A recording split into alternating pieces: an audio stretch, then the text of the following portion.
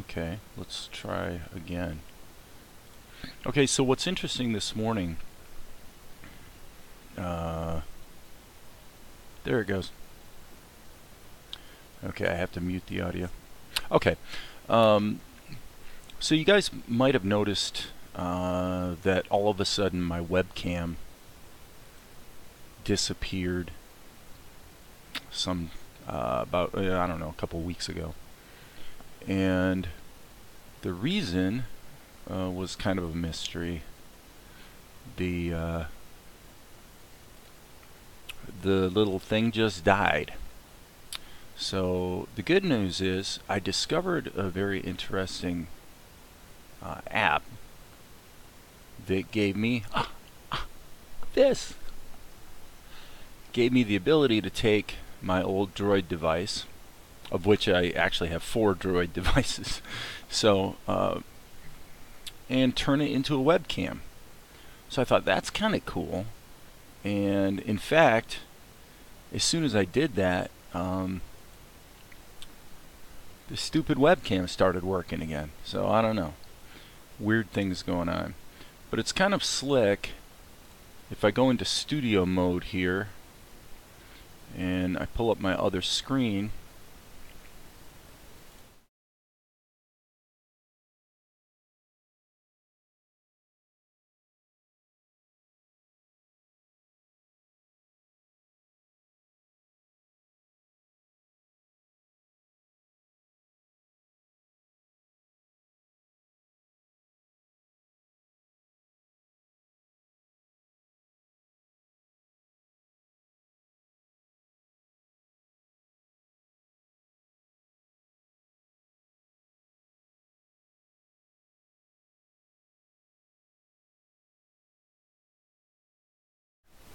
how you actually do it. You just run this little application called the client, and when you run it on your Droid device, it'll tell you what its own IP address is. So then you just go ahead and indicate the IP address that it tells you and hit start, and that's it. That's all there is to it. So I thought that was pretty useful. So anyway, now we're back to work here, and what we have going on is we really started with yesterday just this shot. I wish I had a way to solo a level. Let me see if there is such a way. We don't really have a way to solo a level that I am aware of. So you have to kind of go through and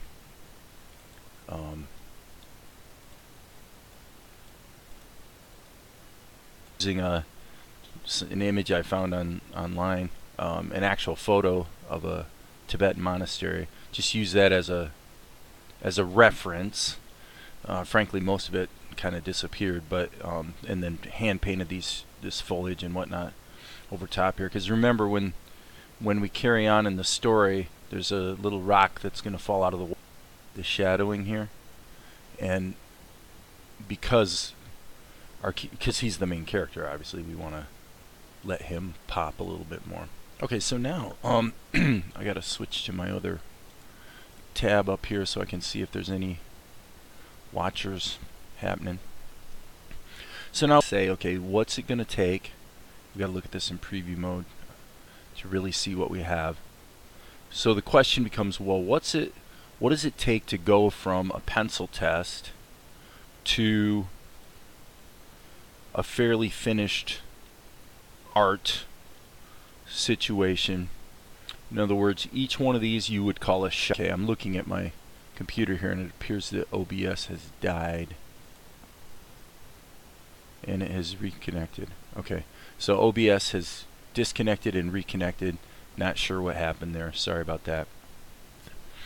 But what we're trying to do to an extent is, this is partly about the artistry and fun of drawing and creating an anime, but it's also about the business side of it, where we have to quantify how long does it really take to do the things that we have to do in order to get what you would call maybe a professional result. which of course begs the question, do we in fact have a professional result here? And for the most part the answer is no, but we're inching closer with each successive step. So we're going from our pencil test, mapping out the timing, to doing the ink, which we did in Blender. Could have done it in OPENTOONZ, could have done it in Krita, chose to do it in Blender. Actually, I suspect that the next time around I'll probably go back to Krita for ink and paint, and then bring that into OPENTOONZ for compositing and layering up and all that sort of thing. There's various reasons I won't get into that I'm thinking that might be the workflow, but we shall see. Then there's shading, highlighting, and then there's effects, glows, obviously backgrounds. So each of these components, I'm thinking about, okay, can we kind of quantify how long it takes to do a shot? If you know how long it takes to do a shot, then you know how long it takes to do a 24-minute episode. And now you know, in terms of, you know, based on what your time's worth, you know what it costs you to create an episode. So I'm thinking about that. The thing that seems to be jumping out at me is that to get a shot to the point that most of these earlier shots are, I would have to say takes about 2 hours. It actually reflects very closely the time I've spent live streaming about it, because most of the time I think finished result, but I would actually say almost nothing actually is at the place where you'd call it, you know, ready to distribute, let's say. And then of course along the way we're also running into some weirdness. I mean, right here this shot looks mostly the way I want it to, and when I turn on the effects processing, the paint has disappeared. So we've got mysteries that we have to solve. So this is another thing that sort of factors into the process. And there is no software with which you don't have to deal with this sort of stuff, I must say. So, you know, some's better than others. But I'm going to go ahead and go into this sub-X sheet and jump down to where it falls in the story and look at the... So this has got to be fairly boring for people watching, because we are literally trying to solve problems in real time. We're not, this is not like the quick tips where I know exactly what I'm doing and how to show you how to do it, and you get in and you get out and you're good. There have been a lot of frustrating moments in these videos, but the good news is, like I said, we're getting closer and closer to what you could call a finished, actually professional result, for lack of a better term. So now, this is the problem I mentioned before, and I quite literally have no idea why it's happening. If I turn this off, then that turns back on. So that suggests to me that there's something going on with this schematic view. Now, a little bit ago, I moved this over from there to there, and now it comes back on in preview mode. Let me turn off the preview. Okay, so this something about the ordering of these levels. It does not map directly to the path, the signal path, if you will, in the schematic. So I just want to take a look at that, because if you're not careful, it can get somewhat complicated. So the first question, oh yeah, okay, so I've got this glow layer, and that's this, and what I did was I blurred it, and then I used overlay mode to composite it over my character guy.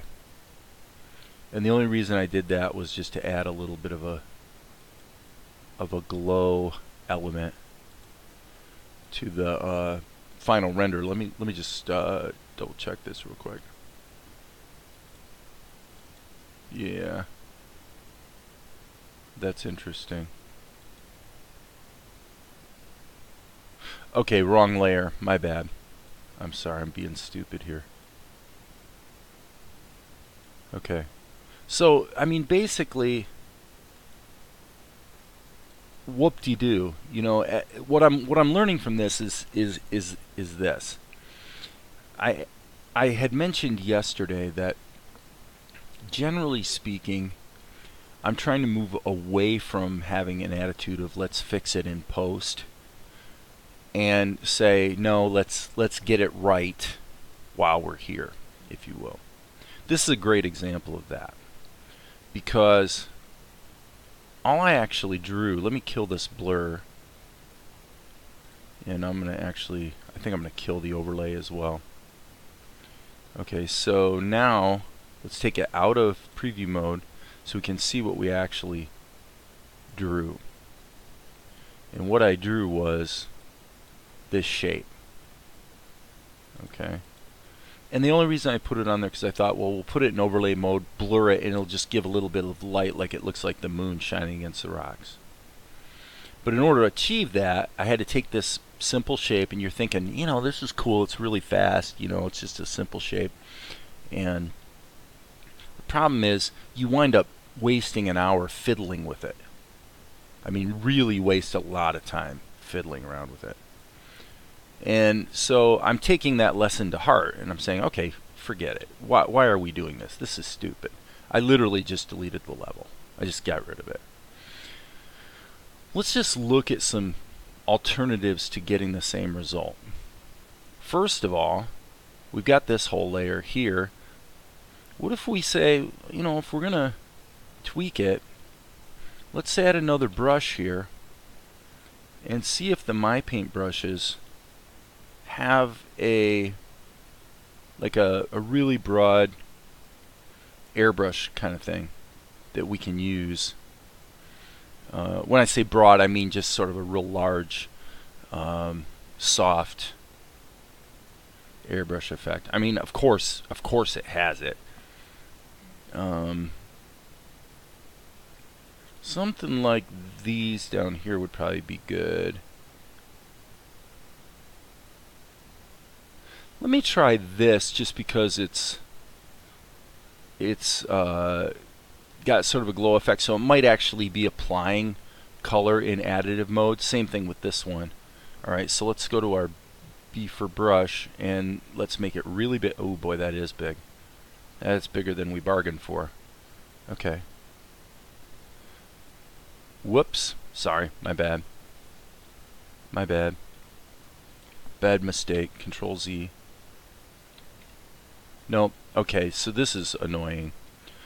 When I touch this with my brush, it immediately automatically created a keyframe for me. But I didn't want it to create a keyframe. But when I hit undo, all it would undo is the creation of the brush, which is kind of stupid. You would think, and it wouldn't undo the creation of the extra frame. You would think it would be the opposite, if anything. So I'm just going to look and see here. Okay, this is my particle brush. I wonder if I can rename these. Paste name, paste color and name. Name editor. Okay. I'm going to call this foliage, actually. Okay. So that's kind of strange. L. Okay, let me tell you what just happened. I'm typing the name, but in the process of typing the name, I did hit a hotkey, apparently. And let me hit the B key here. Let's just see what this does. Yes, that's like a glow kind of effect. Okay. And we got this one. Oh, which is even better. That's superb. This is what we want. This is great. Because this is going to let me accomplish in like 2 seconds what I spent an hour dicking around with yesterday.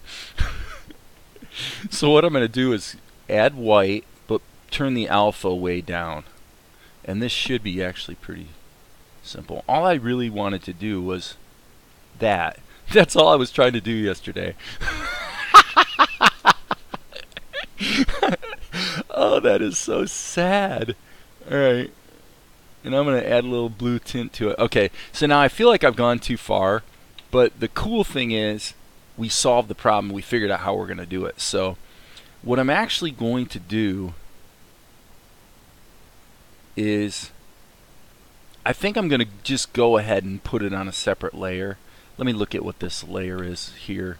Sometimes you get too many going and you forget what's what. Okay, that was just some little bit of highlight on his clothing. So I'm going to just touch this with the brush. And I'm going to give it a little bit of a blue tint.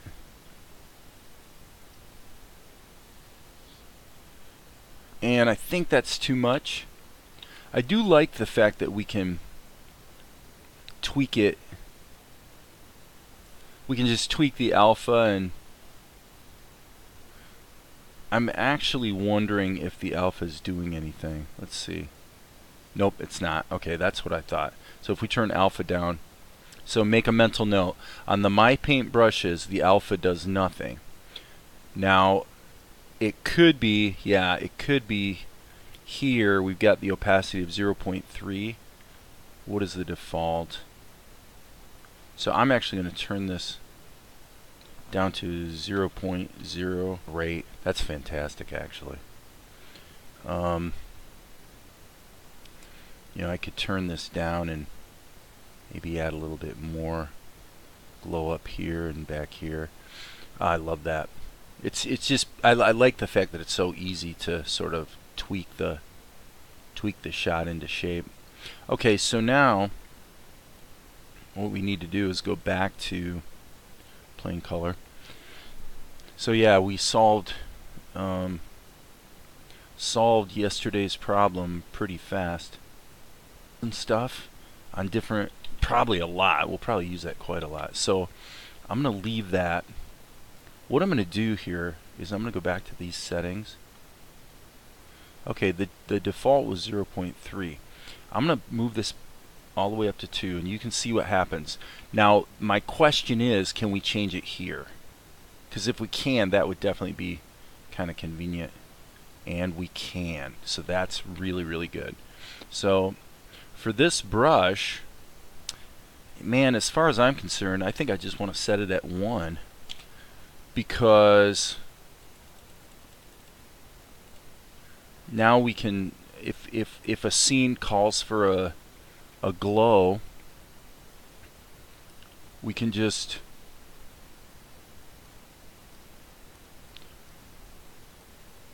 we can add these effects like this. I'm not going to keep this, by the way. I'm just showing myself actually. But it's nice that we can just crank it down here, and then we have the ability to very gently ease in an additive glow. I have a feeling that's going to come up a lot. So, okay, with that, the following step is where today is going to become maybe a little frustrating if you're just checking in.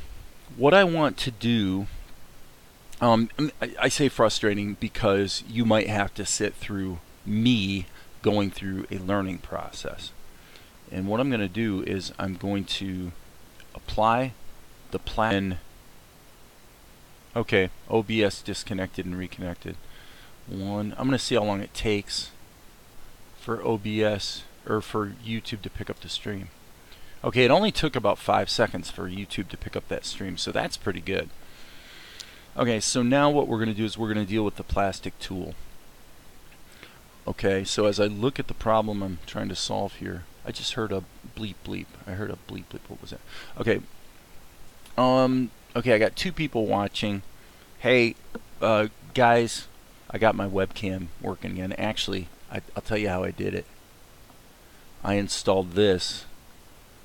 Dev47apps.com has an Android, a little Android device I can use on any or Android app that turns any of my Android devices, of which I have several, into a webcam.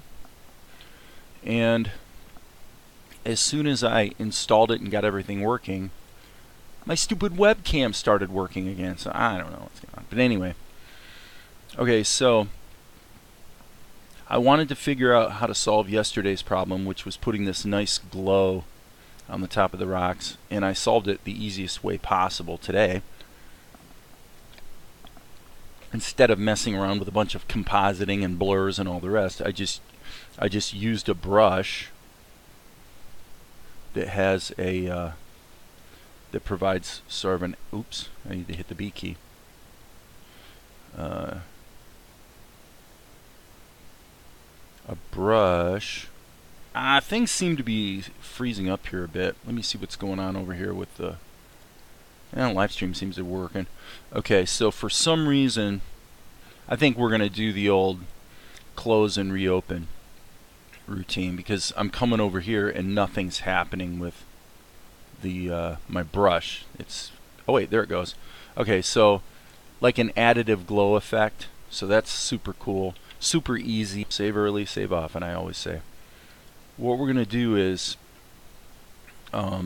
use the plastic tool to give this guy a little bit of shake.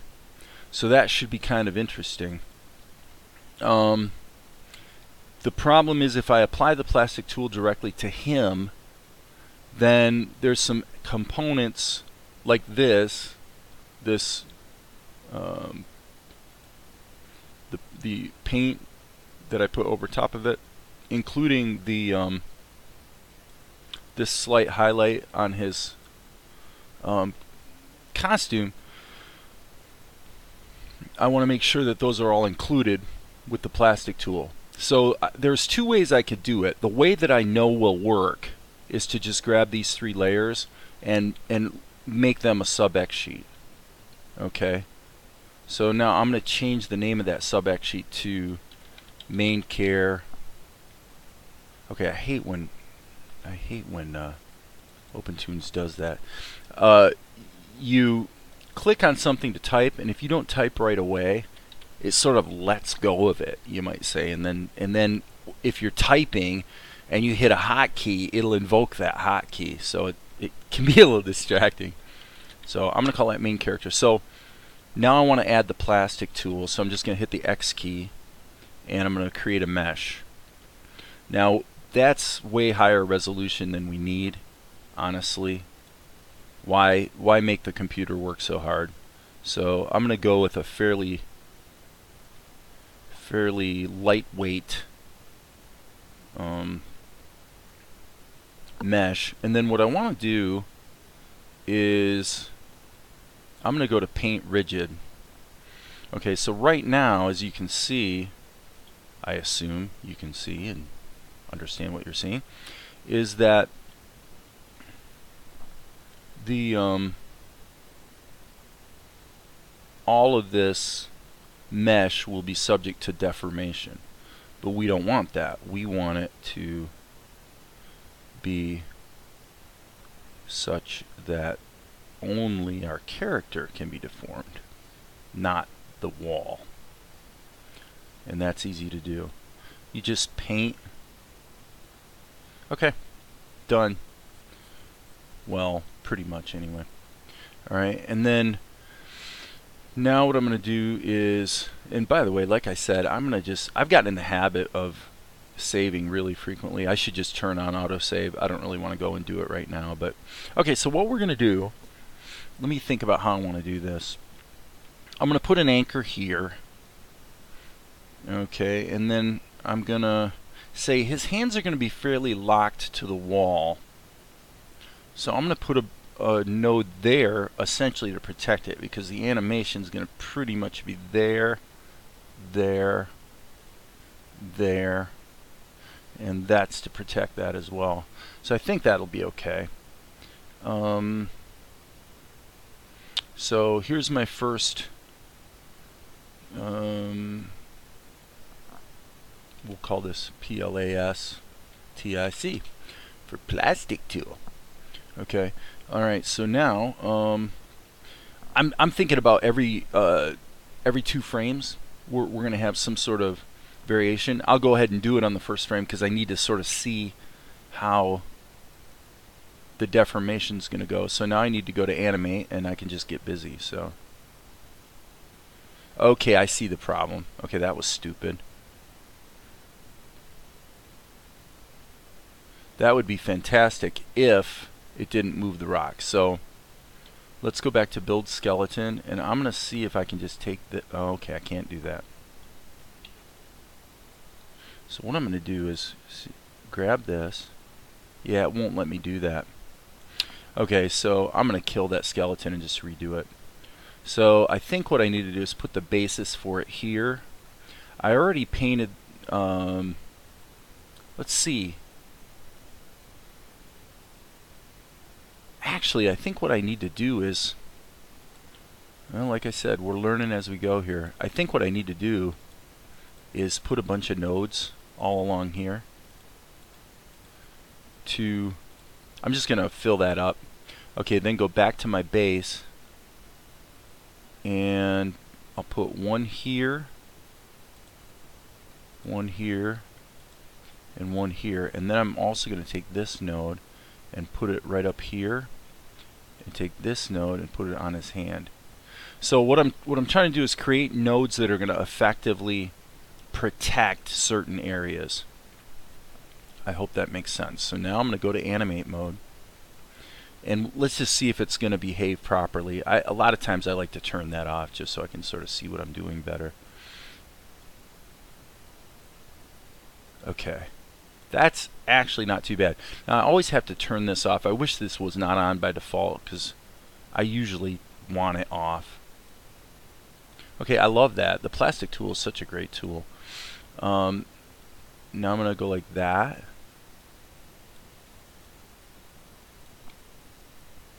So I'm going to put in 4 keyframes. I'm only going to move it a little bit because the whole idea is to make it look. So you can see that by not only putting these bones here, it stops the range of influence of these other bones, and also by painting rigid this area of the rock, it also makes it so it wouldn't deform anyway. The problem is it would move as a complete unit. So I don't know. Let me see. Yeah, see, that's the danger. So I got to be putting those extra nodes or bones, whatever you want to call them, in there to protect it was probably a good idea.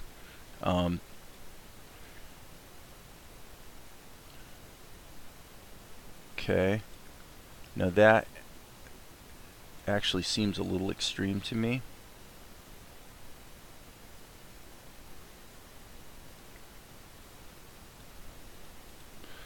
So I'm going to go ahead and just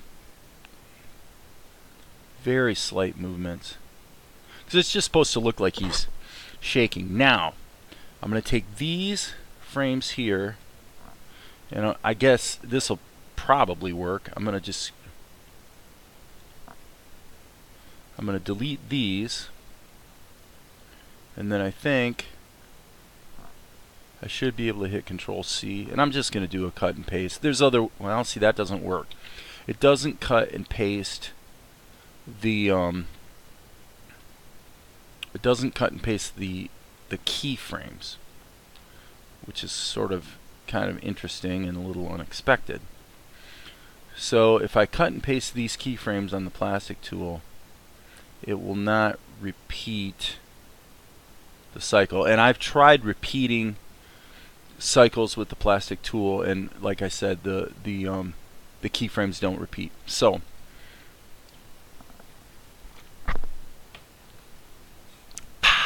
nothing a little coffee won't solve. Okay, first thing in the morning, you know, and all that sort of thing. Okay, so the question becomes, how do we repeat those keyframes? It seems like the logical answer would be somewhere in the function editor, right? So let's go to the function editor. And if you're not, you know, say well versed with this sort of minutia, then this will be educational for you. If I go to the plastic tool, the only thing that that lights up red is east-west. So that means that, I presume that that means that that's what's animated. So I'm going to go to frame. I don't know why this isn't synced up with the rest of the X sheet, but that's okay. So frame 365 is where we're supposed to start. So yeah, I don't know, why is this, that's a little goofy in my opinion.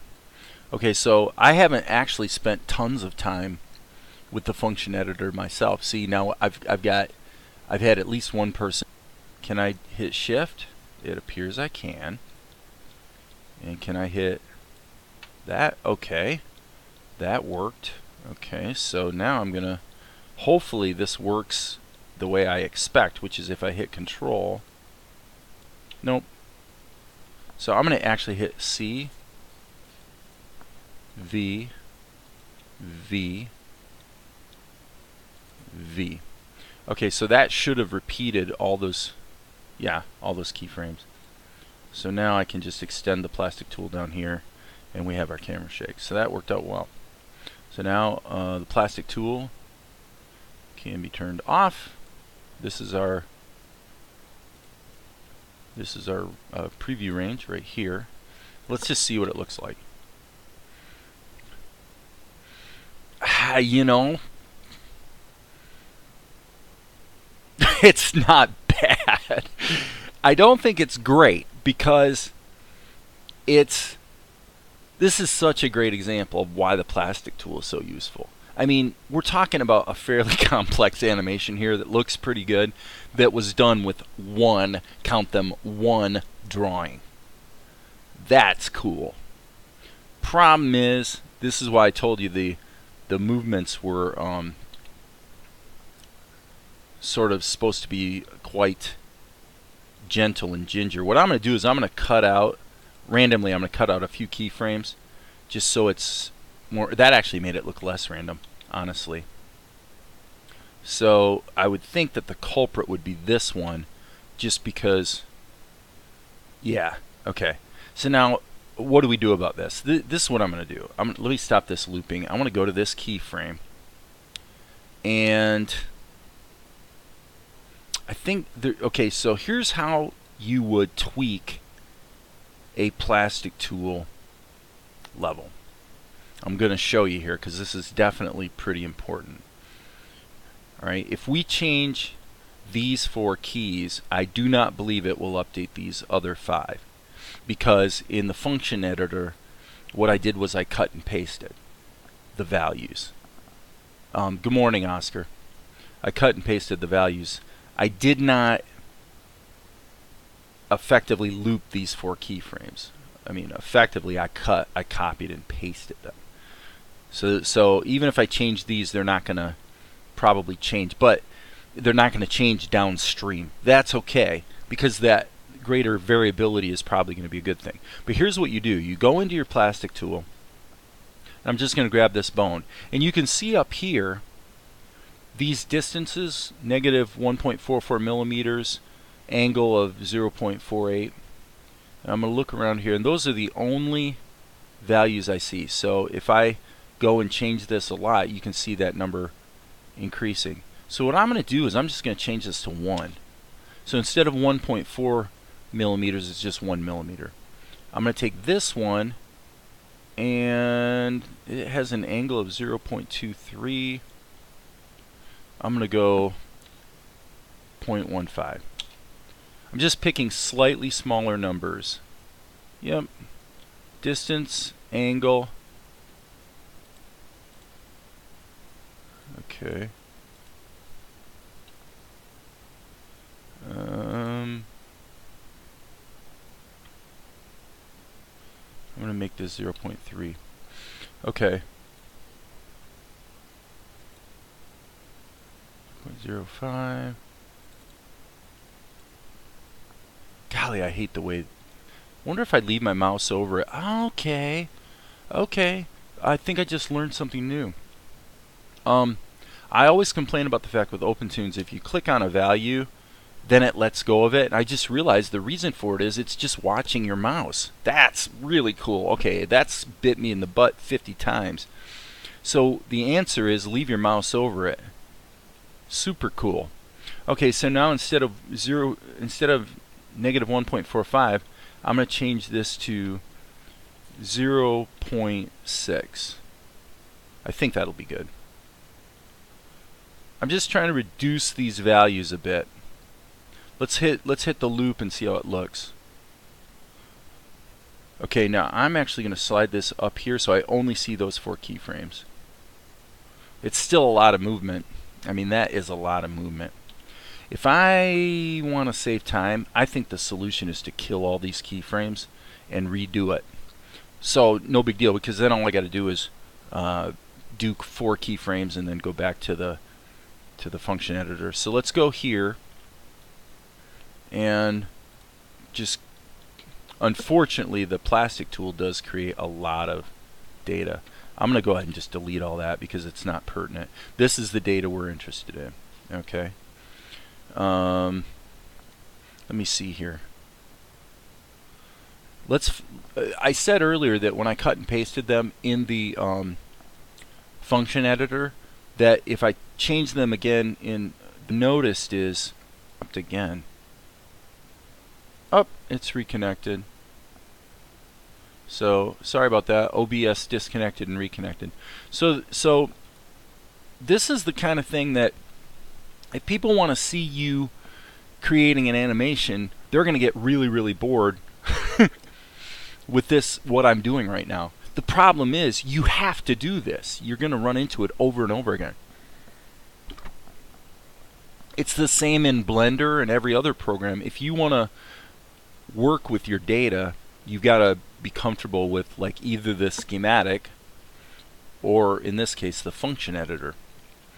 So these numbers represent where I put the bones. These numbers represent where the bones move to get from here to here. So that's the interpolation. So if I indicate constant interpolation for these keys, and what I want to find out is it going to change them all at the same time? It did not. See, that bugs me. That's something about OPENTOONZ that kind of bugs me. And where did constant interpolation go? That's already constant. So it changed just the one column. So now the question becomes, can we change an entire column at a time? If I mouse over the interpolation, it does not look like it. It only changed the one that I was moused over. So that's a bit of a problem. Okay, so if you understand the issue here, the issue is that we want to have the bones, we don't want to have the bones gradually get from point A to point B, because this is an anime. They need to have a jerkier motion. So what I'm going to do is I'm going to completely redo the keys. As you can see, the keys disappeared. So that's a good thing in this case. And let's just move this ever so slightly. Okay. And then what I'm going to do is I'm going to go, I think what I'll do is I'll do these on 3s. And then we can set our keyframe interpolation the way I did by using the function editor, or we can set the we can essentially emulate constant interpolation by simply cutting and pasting and repeating the keys one frame ahead. So in other words, if I have a position of a bone here and then I paste it to here so that the very next frame is when it moves, then obviously that looks the same as constant interpolation. And it's a very good explanation of what constant interpolation does, actually. It's exactly the same in Blender, same terminology and everything. I believe that's right. I believe it's called constant interpolation. I shouldn't say that unless I'm really sure. Okay, so now what I'm going to do is I'm going to grab this key Control C, Control V, and I'm actually going to jump to the third key, Control C, Control V, and now I'm going to grab the second key. So I'm sort of scrambling them up a little bit. Okay, so now we're doing pretty good. We're at 47 minutes. Holy cow. Okay, so let's grab this, drag that out, come back over to here, and let's loop it. Boy, it still looks like a lot of motion. But I think it's better than it was. And if this was constant interpolation, it would probably look pretty good. So what I'm going to do is I'm going to do the constant interpolation this way. I'm going to hit Control C, Control V. Whoops. Okay, stop. I think I need to do something slightly different. Does this have a paste into? No. What I have to do is I've got to create a key and then insert paste. That's obnoxious. I shouldn't have to create a key. I need to create a hotkey for setting keys. Let me think about this for a second. In Blender, okay, that inserts I want to make my keys the same. I believe it's Control Insert in Krita. Let me see. Okay, that doesn't seem to do anything in OPENTOONZ. This is important to me because if I can learn one set of hotkeys, that would be kind of useful. So I'm going to go ahead and open up Krita and just make sure I remember what the hotkeys were that I chose, and then I'm just going to copy those in OPENTOONZ. I know it seems probably like a stupid way to to do it, but okay. So let's draw a picture in Krita. Oh, it's beautiful, it's wonderful. Now what I need to do is, if I hit insert, okay, insert inserts a keyframe, and I believe Control Insert copies a keyframe. So the bad news is that's not really quite going to work in OPENTOONZ, but let's make it close. So I'm going to configure I'm going to say insert key. Do we have such a thing? No, we don't. Okay, so keyframe, insert multiple keys, X sheet, right click menu commands, set key. Oh, it's already set to Z? Who uses Z to set keyframes? That's a little bizarre. Alright, let's see if it works. Yep, it works. Alright, I don't care. I'm going to go ahead and embrace the horror. Okay, so now what we've got to do is go C, and let's do insert paste, which is Control V.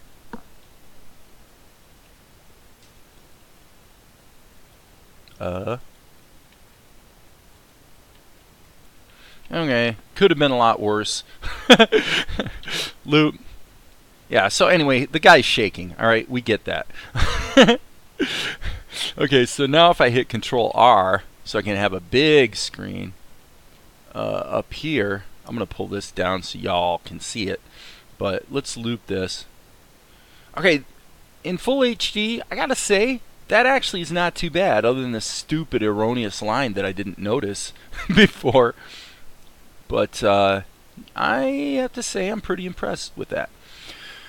Okay, so with that, let me check what this is. Okay, that's my glow. So what I need to do is go down, let's go down into this sub X sheet, and unfortunately we got to jump down to the appropriate frame and go here.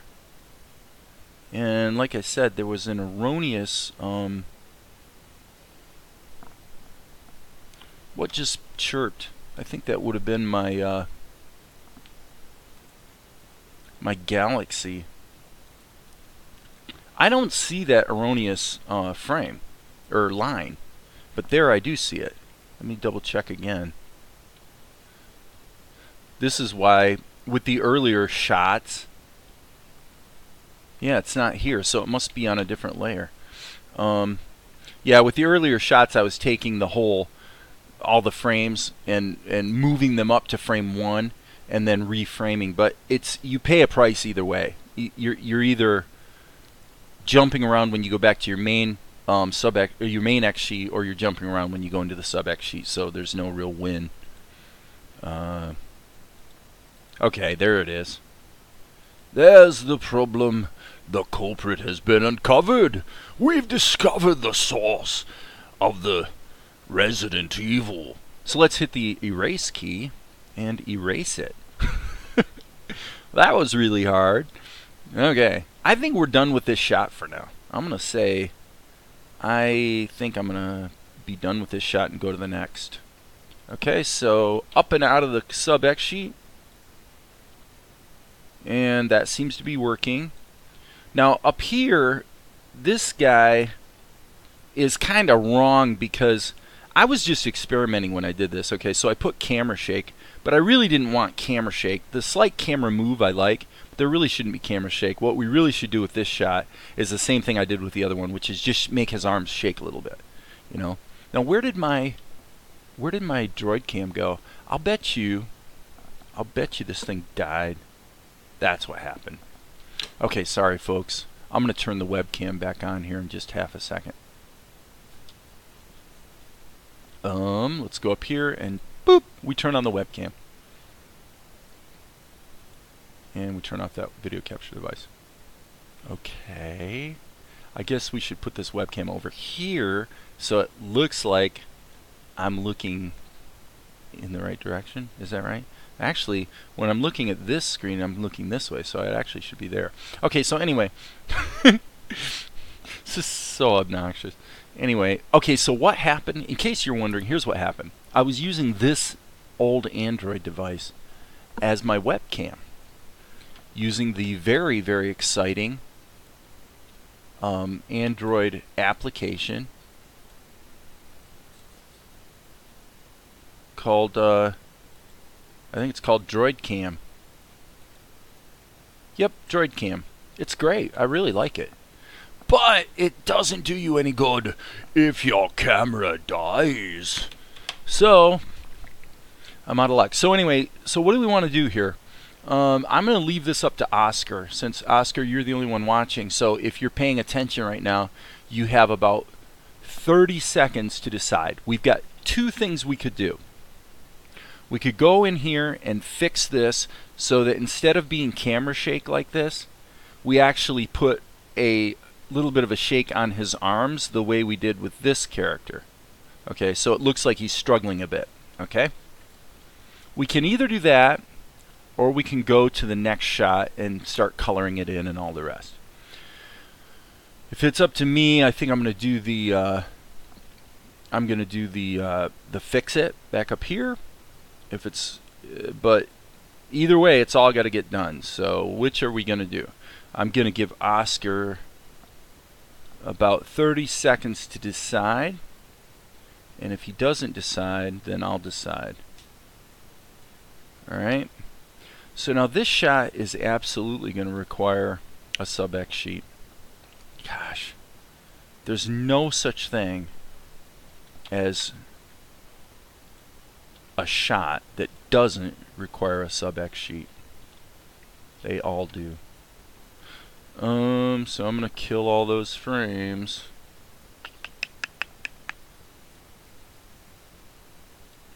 So there he is.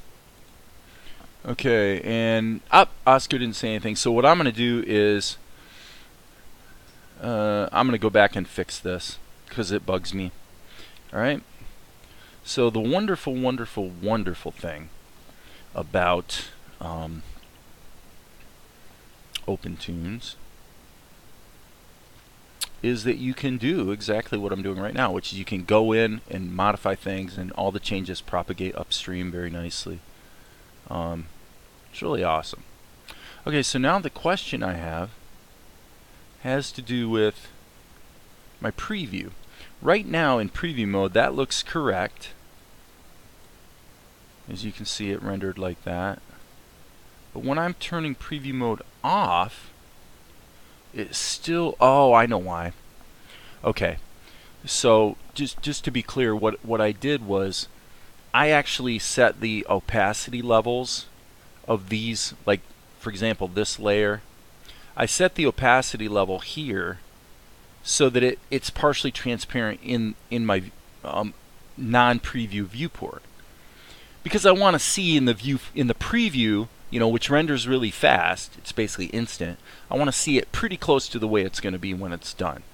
However, when you go into preview mode, the transparency level of the level is not preserved. You've got to go into the schematic view and use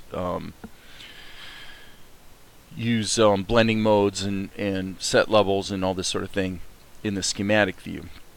Hence, when I jump to the schematic view, you can see that there's a bunch of effects involved. Okay, so one of the side effects of that whole process is that if I go back here, the opacity levels that I set in the X sheet, as you can see when I preview it, it looks right, but in the main X sheet it does not look right. All those individual opacity levels of these levels, I hate the fact that they use the word levels for layers in OPENTOONZ because it makes it hard to talk about it, but it's not okay.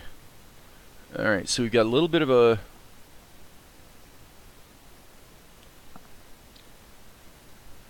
okay.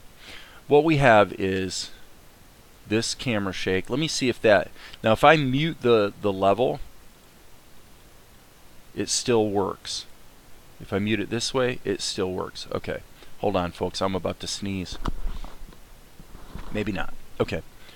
Okay, so what I did was I created two levels that have nothing in them. They're just raster levels that are essentially empty.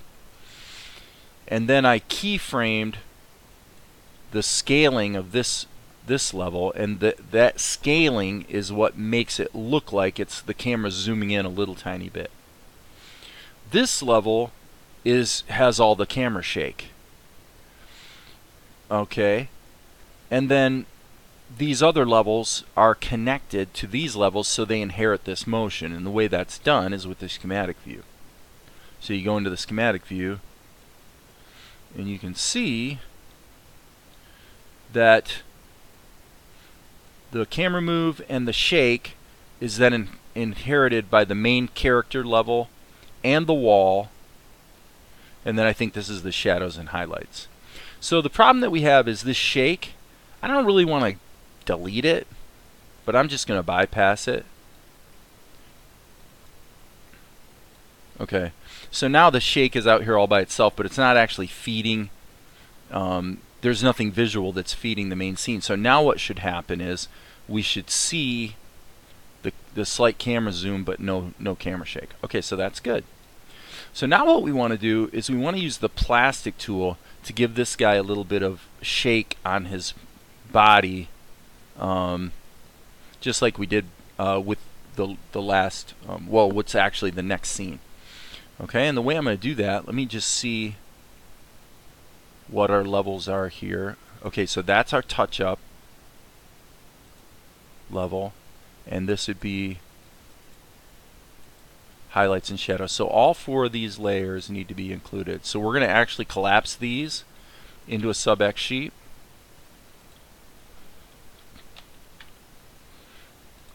Okay.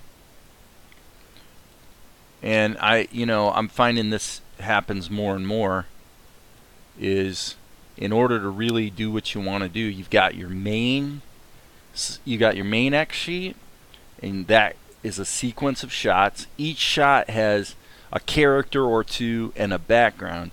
And what I'm finding is you want to have a sub X sheet with your background and your character, but then all the layers that comprise your character, we're seeing how they wind up needing to sort of be in their own sub X sheet. So I'm going to refresh my YouTube window here because it looks like it's puking out on me.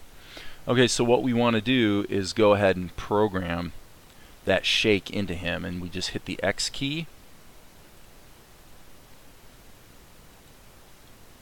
At least I think we do.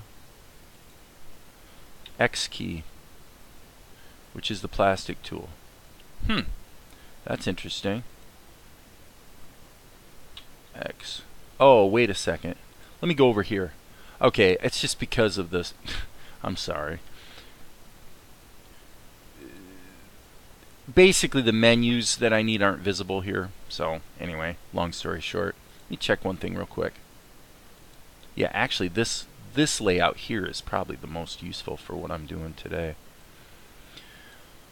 Okay, so groovy. Now let's hit the create mesh.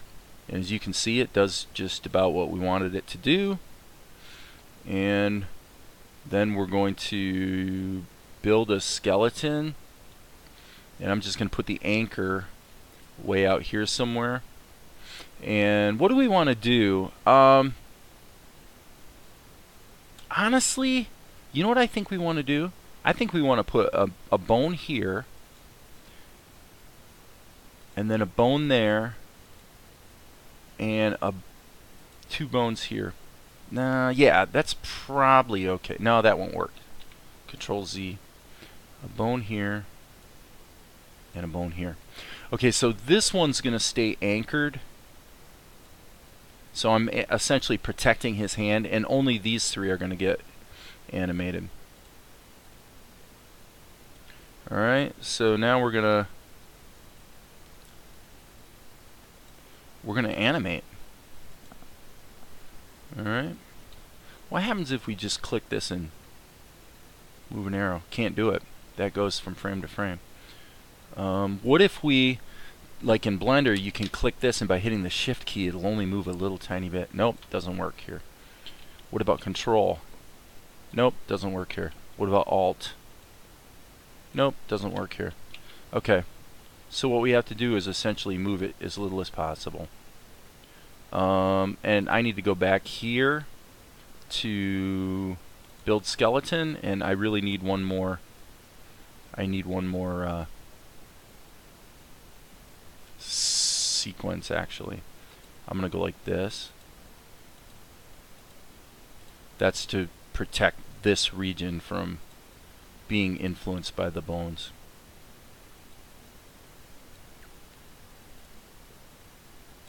Okay.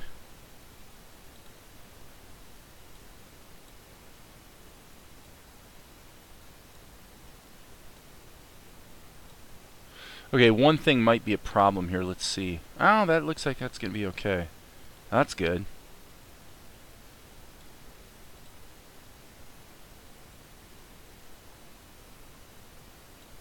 Actually, you know what? I think I am going to hit keep distance. It just makes it a little easier to not move them as much.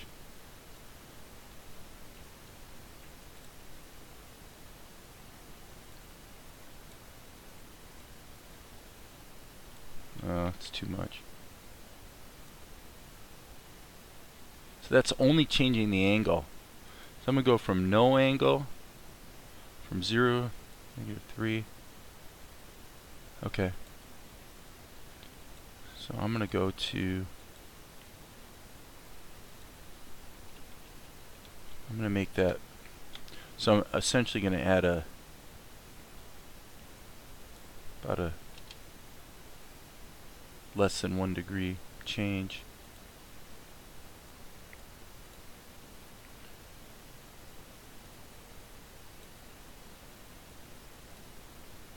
Pretty tedious, huh? Let's see how that's looking. Okay, I definitely don't like it yet, but the reason I don't like it has to do with the interpolation, not the actual effect. The shake, if you will. It'd probably be good to have like a noise, some sort of noise filter that you can put in the function editor. That might kind of solve that. Alright, so what I'm going to do is I'm going to hit Z and Z, and I'm going to hit Control C, Control V, Control C, Control V. Alright.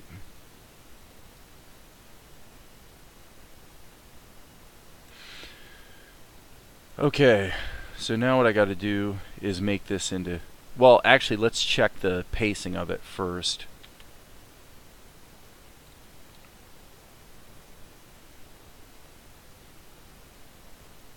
It's not horrible. Not horrible. So now we're going to put in extra keyframes.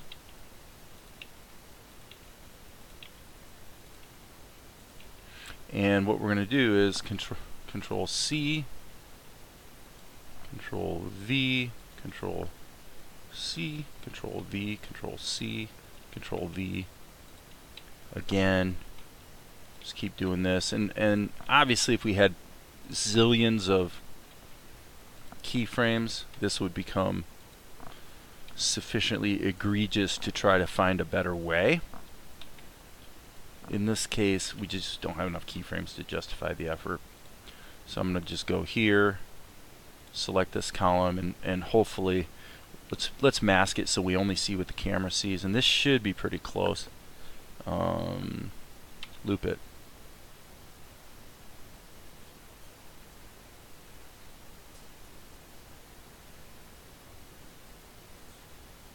Okay, I'm not satisfied. The problem is that it would probably be okay except for this right here. The elbow's going a little bit too crazy. So what I want to do is just find out where that big move is. Right there seems to be pretty egregious. I'm going to grab these two keyframes and delete them. See if that helps. That actually is probably okay. The set and the stop marker. And so rather than fight with that, I'd rather just manually scan through it. Now this is interesting. If I hold my down arrow but then jump over here and put my mouse over one of the other windows, that mouse action transfers, which is probably a good thing. I mean, that's how Blender works as well. Whichever screen has focus, which allows you to have more flexibility with your like hotkeys and stuff like that. A live stream. What's going on here? Why is... Oh, I see. It says the live stream's offline.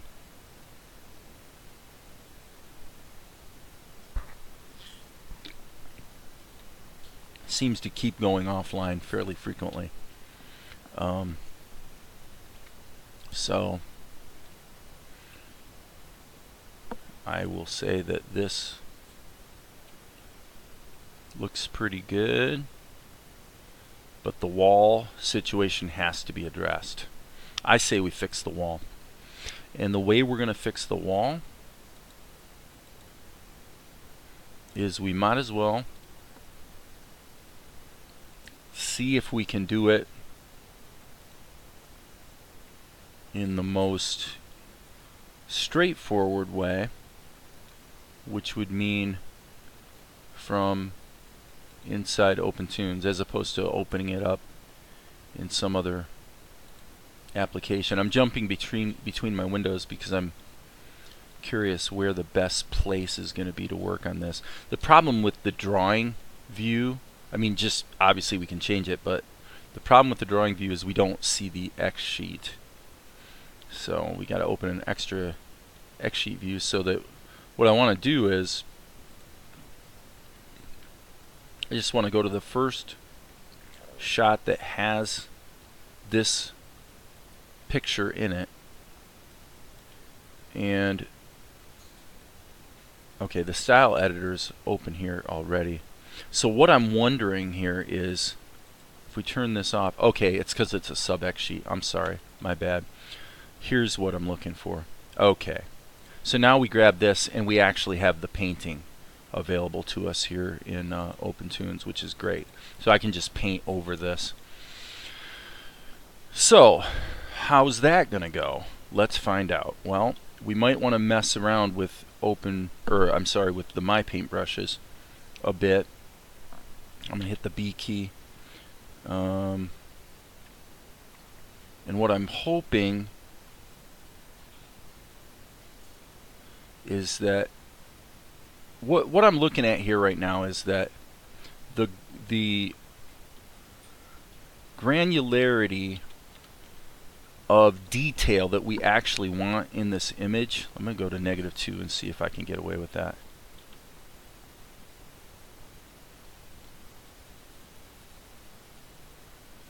Okay. I wonder, what I was going to say is the granularity of detail that I want in this painting. Like right now, the granularity of detail is too high. This is way too much detail. So what we want to do is use our brushes to smooth that out.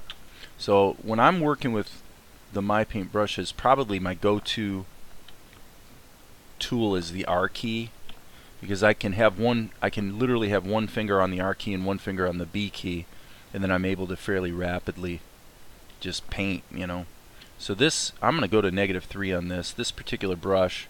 It's a very useful brush, but it's got to be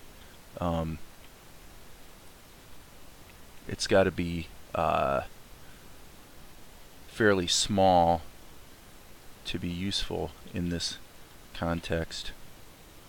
So as you can see, this is going to be a massive job. So then the question becomes, is there a better way? Well, I think there is a better way, and I think the better way would be to bring this into Krita and apply an oil paint effect. So I'm going to save all, kill this, and let's go downtown and visit Krita. Okay, so OPENTOONZ has disappeared, which it was supposed to, so that's a good thing. And now, there's Krita. Okay, so now I need to go, and I'm using, normally lately when I'm actually jumping around trying to find images, I use the Fast Stone image viewer because it's quick and it works. So as you can see, this image is huge, 5,922 by 4,000. Since we've already used it in OPENTOONZ, we can't change the scaling of it now, because otherwise we'd have to go into every one of those scenes and modify it. That would be a major pain. So what I'm going to do is just load this up into Krita. Now,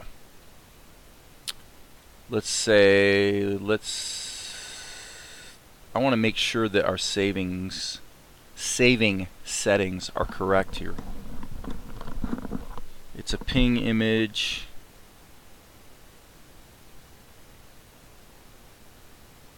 And I want to replace it, but yeah, this is what I was wondering. I actually want to have a large file size. I want to force convert to sRGB, no. Store the alpha channel, yes.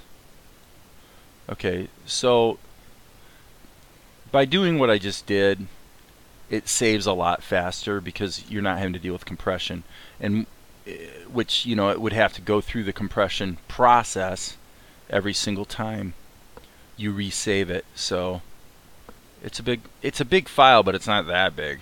36 megabytes.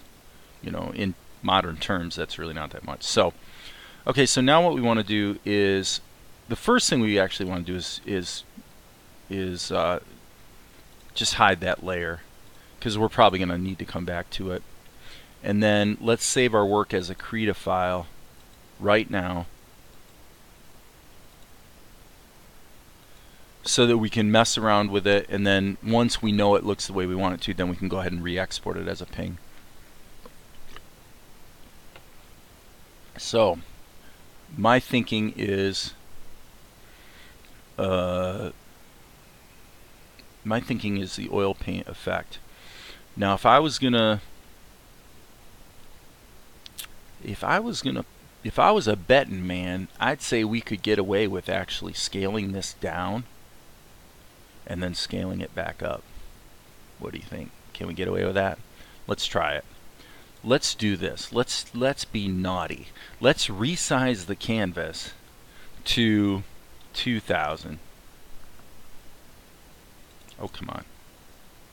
File. So the image processing.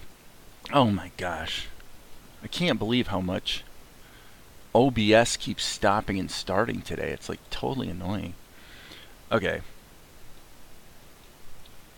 OBS keeps pooping out. Okay, so now we have a problem.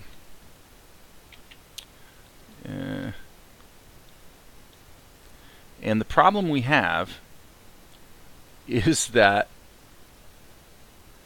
the initial size, I didn't remember what it was. Because remember, we've got to put it back. That's really important.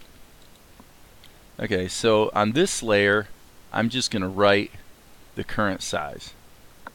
Okay, so image, and we're going to, there it is, scale the image to a new size. 5922. Okay. 5922. Alright? No problem. Hopefully this will work. So we're going to scale the image to a new size, and the new size is going to be 2000. So it's smaller. Smaller is better when it comes to image processing because everything happens faster, right? So now I can go ahead and hide that layer, and what we're going to do is we're going to do the oil paint effect, which is a pretty good effect.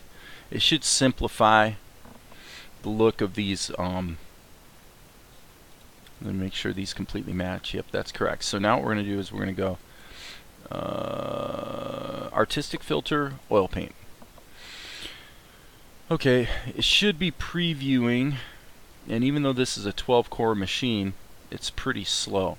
Okay, not bad. Not bad. Let's do a bigger brush and just see what happens.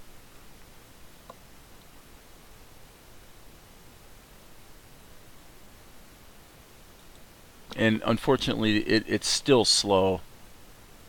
Under the best of circumstances, it's still a little bit pokey. Okay, that's interesting. Let's see what brush size 2 does.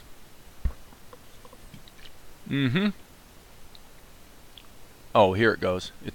We see it over here. We see the progress bar.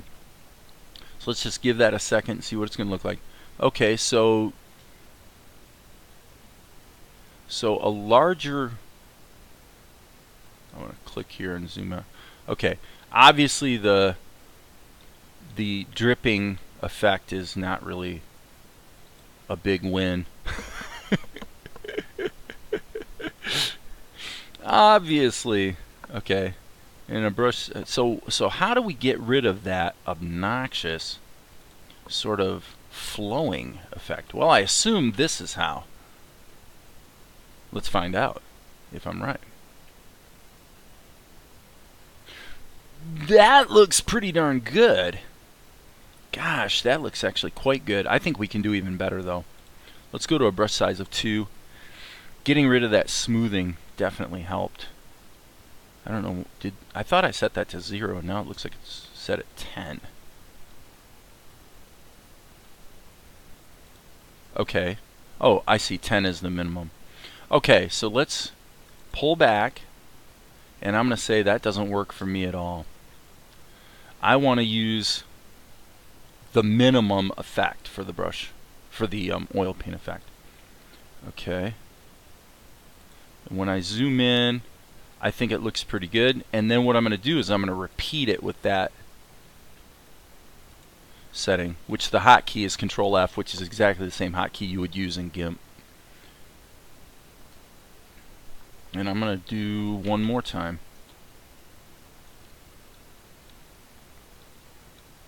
As far as I'm concerned, that looks pretty good. Now when we pull out, the only problem is it still looks a little bit photographic. So I think what I'm going to do is I'm actually going to do the same type of effect in GIMP because it gives you a little more control, but I'm only going to do it over the bricks. The stucco looks amazing. I think that looks fantastic.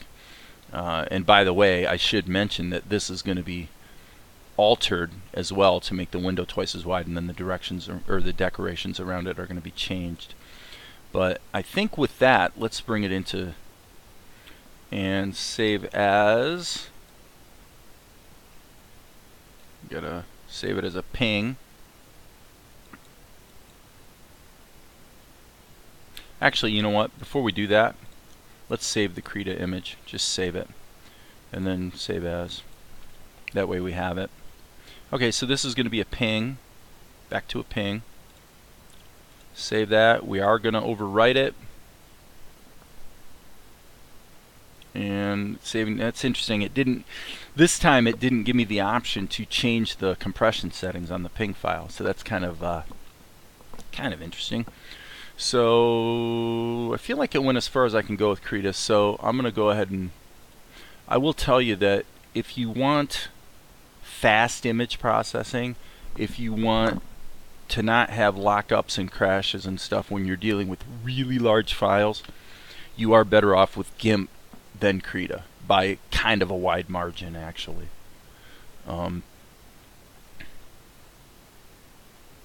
GIMP, the only thing that's stupid about GIMP is the way it always does this. The first time you run it, if you haven't run it in a while, it's always going to look for data files, looking for fonts. It's like, okay, so get a cup of coffee while you wait for GIMP to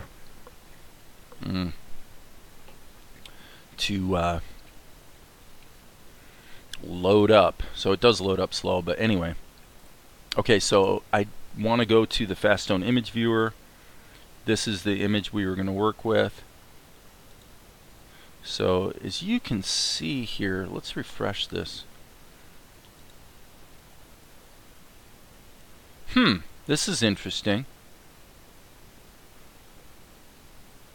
This is super interesting.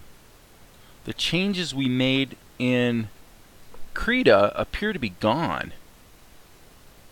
How the heck is that possible?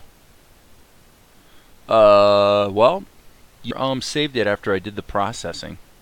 I mean, yeah, I saved the ping, but I saved the ping after I saved it as a Krita document. So that's what's strange. So I'll bet you the Krita one, let's pull up the Krita document. I'll bet you that one, yes, that one has the effect. So what we wanted to do is image, let's just check that the scale is correct. Yep, it is. And now we're going to save as, and we're going to save it as a ping. Maybe I saved it as something other than ping. Maybe I saved it as one. Yes, that's what I did. I saved it in the wrong format because I wasn't paying attention to what I was doing. My fault. My fault. I've blown it completely. I deserve to be taken out and spanked with a wet noodle. Or something even worse. Alright, let's go back to Farstone. Let's look at this in a preview mode. And there it is, and it looks correct. So now let's go bring this into GIMP. So the problem that we have, also working, personally, this is just my opinion, but I find that working with masks and whatnot is also kind of a lot easier in GIMP. But that's because I've used GIMP for years. I mean, like years and years. Okay, that was the opposite of what I wanted. Alright, and what I'll do is I'll duplicate that layer. And in this layer, we'll get rid of the layer mask, but just hide that for now. Okay, so what I'm wanting to do here is run the oil paint filter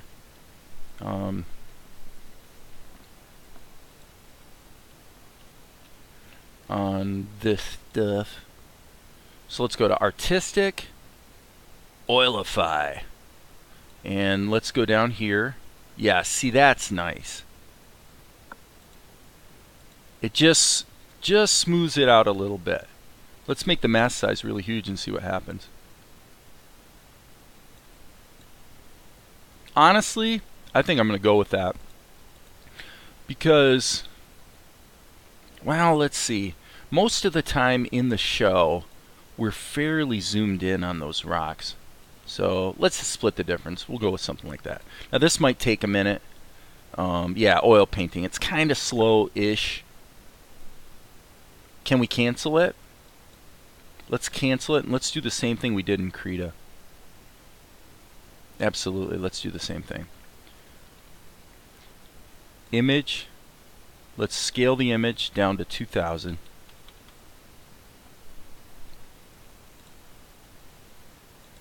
Just because that's way faster. And then repeat oilify. See how much faster it is? Nice! Really nice. It's really, really good. I like it. I like it a whole bunch of muy mucho. Alright, okay.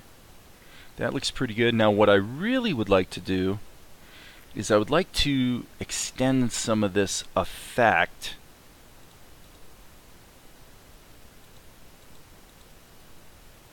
horizontally. So I'm going to duplicate this layer. I keep duplicating the layers because why not protect the earlier version of it in case you have to get back to it, right? So now what I want is I want a blur, probably a motion blur. And the reason I'm doing this, okay, I want no angle. And I'm going to actually, it's one thing I do wish you could do in GIMP is extend the size of the preview. Wonder if there's a way. I'll have to look into that.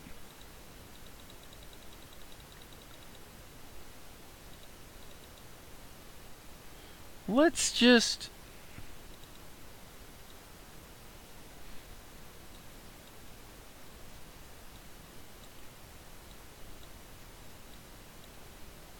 honestly, I think that is what I want. Let's just see. I'm going to play with this. I think that what I'm going to want to do is composite that over the other, because I really actually like the way that looks as far as the rocks go. But the problem is now it's not sharp enough. So let's just do a couple things here. Let's do a unsharp mask, which is really what the problem was with the graphic in the first place, is the a very strong amount of unsharp masking in it. But in this case, it's actually allowing us to make it look more like the type of surface I think we really want it to be. So now what I'm going to do is play around with my blending modes.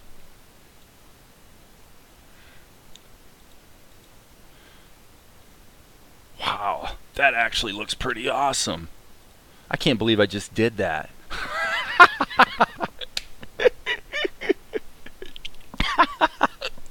Every once in a while, you just get lucky, man. You just get lucky. Alright, so the only problem we have, I'm going to flatten the image. I can't. If I flatten the image, will I lose the. It doesn't matter if I lose the alpha, actually. No, the first. I'm going to work smart here. I swear I'm gonna work smart.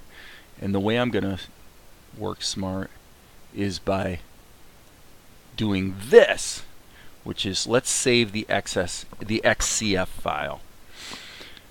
Okay, I'm really, really happy with how that looks. The only thing I could see adding to it would be put this in normal mode.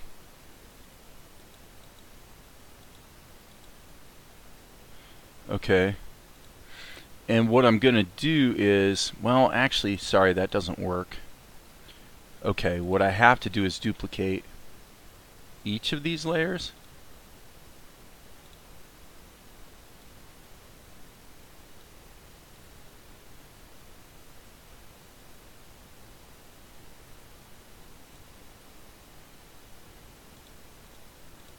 Okay, let's just make sure we know what we're dealing with here. So that should be turned off.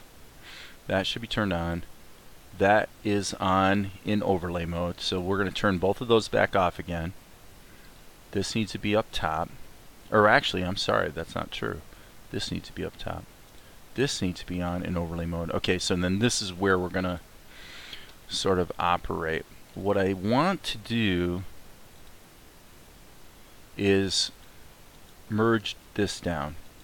Okay, so now we've turned that into a a layer all by itself, and let's duplicate that. And then with this layer, what I'm going to do is I'm going to do an edge. Actually, what I'm going to do is I'm going to do one more round of it's probably more detail than I want.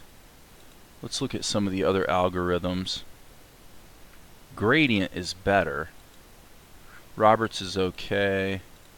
Differential is good. Laplace might be the best. Let's switch between smear and black. Okay, and then let's check the amount. Okay, yeah, we definitely want a minimal amount actually. Okay, that looks good. Alright, and so now what I'm going to do is invert this. Yep, that's what I was after. Okay, and then this is going to be probably a multiply. Okay, so you see what that did? So now it looks like I went in and hand painted. I'm just cheating, folks. I'm just cheating. I'm trying to make this look like a nice watercolor kind of thing. I have no idea if the live stream's working. So we are at the, yeah, so this is actually looking really good. So now that we've got that looking great. So how did we do that? Quick recap.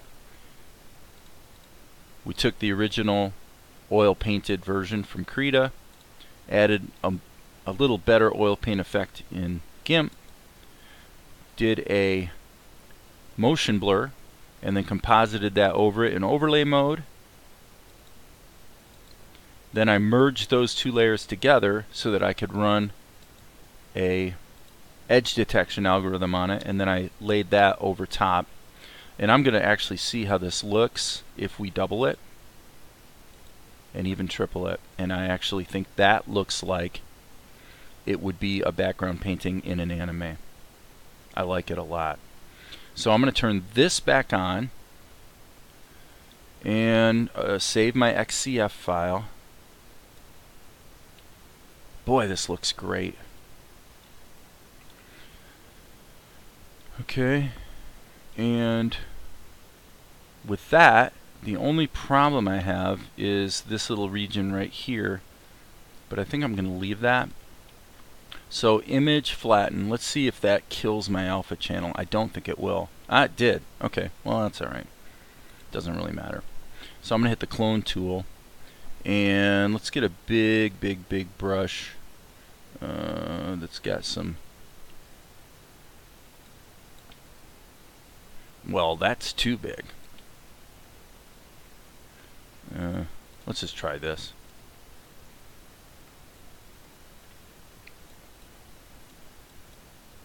Not bad. Okay, so now we're going to save this as, actually we're going to export. GIMP always wants to save in, okay, we didn't resize it though. Let's remember that. But I'm going to go ahead and save it anyway, because, and I'm going to do minimum compression because we got plenty of hard drive space and we want it to save more quickly.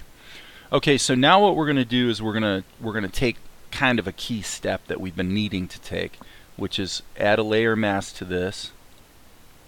And then what we're going to do is we're going to draw a rectangle right here, and we're essentially going to make this window double the width.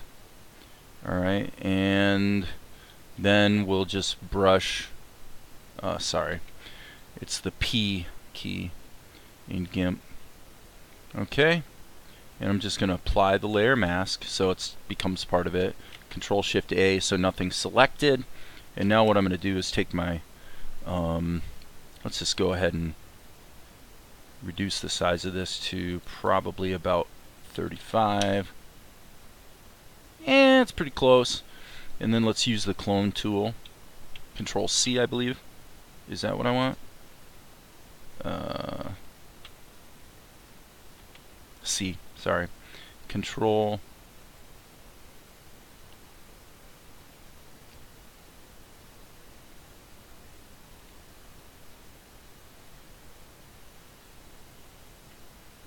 Okay, Okay, we can paint that in better shortly.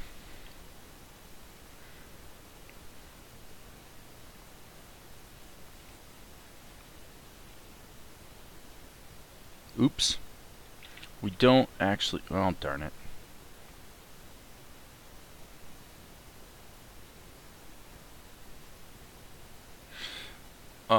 Suffice to say, we are definitely going to be painting over this again and touching it up with different decoration. So it's not essential that this be perfect, but it needs to be, you know, closer to what it's really going to be than it was before. So that will get us by.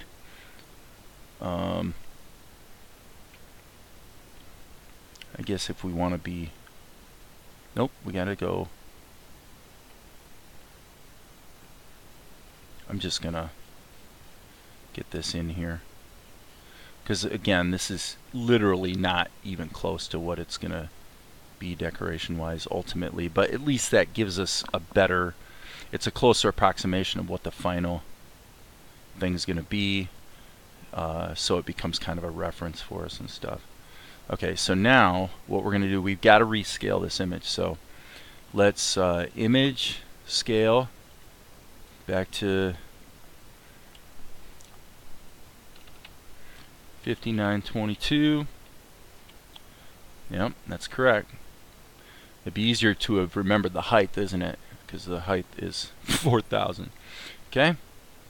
Yeah, I don't care. I want a big file. I don't even know why I'm live streaming. I don't think anyone's watching. And why would they? This is so boring.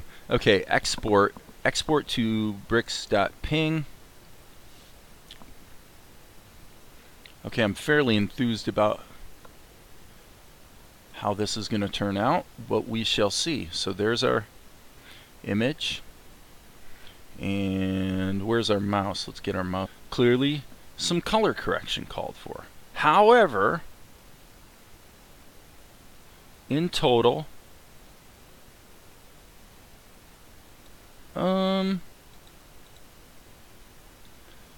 not horrible. Not horrible. I wonder if the edge detection was a little bit overdone. But okay, so the additional, what we're going to do, we're going to actually fix this right now. Alright, and the way we're going to fix it is the simple way. We're just going to grab the eraser tool and get busy. Okay. We cannot be in preview mode. Let's just clean it up. Let's just clean it up. You know, and ultimately we may have some, I mean, this is actually making me think that wouldn't it be cool to have some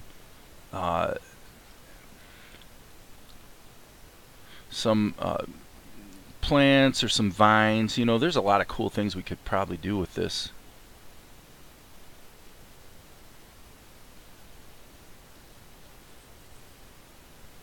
This window area. I've got to look at my reference materials before I get too carried away. But alright, let's grab the B key. And probably need to look at my brushes here real quick. I really should have something more like that, I imagine. Yep. Control Z. Mm-hmm.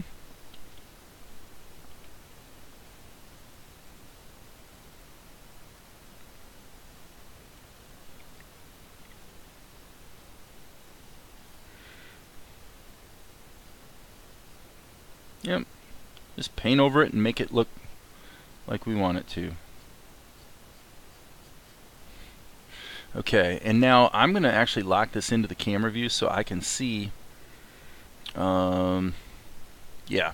What I'm going to do here I'm gonna kind of take it upon myself. I'm gonna turn the opacity of this brush down, but turn the size way up, so that we can start to, I guess there's actually a fairly good amount of opacity baked into the brush itself. But I'm just gonna, this is sort of an oil paint brush. Okay, that's too much.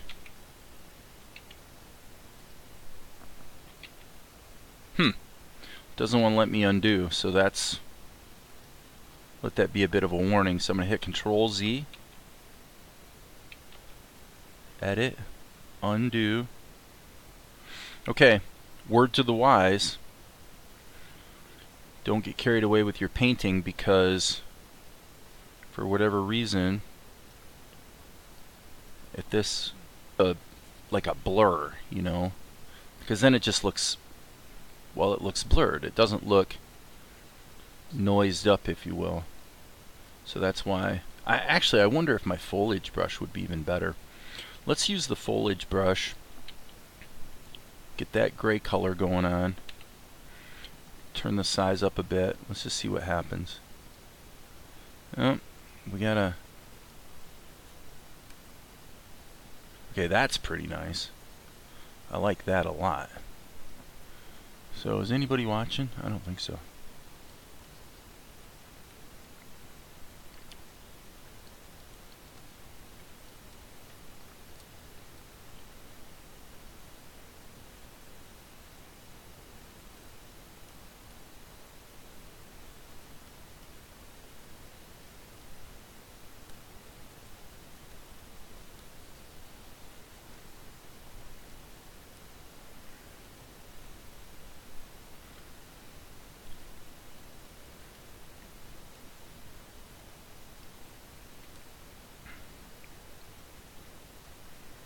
So what I'm really doing right now is basically just having fun, kind of giving it some a sense of some moss sort of growing in the creases here a little bit, that sort of thing. I can play with it later.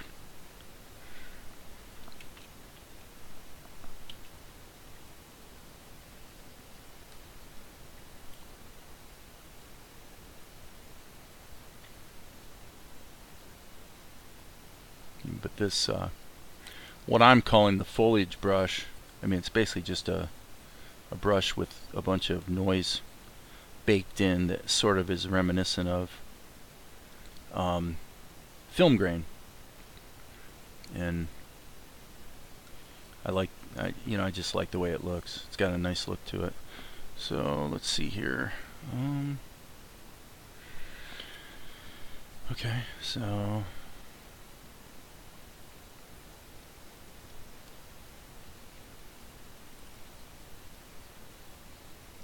okay, I'm going to go back to this brush, do a little more smoothing. So what I'm going to do is essentially just look at what's actually going to be on screen and focus mostly on that. Again, we will definitely be modifying this in terms of decoration, and obviously now this is totally screwed up.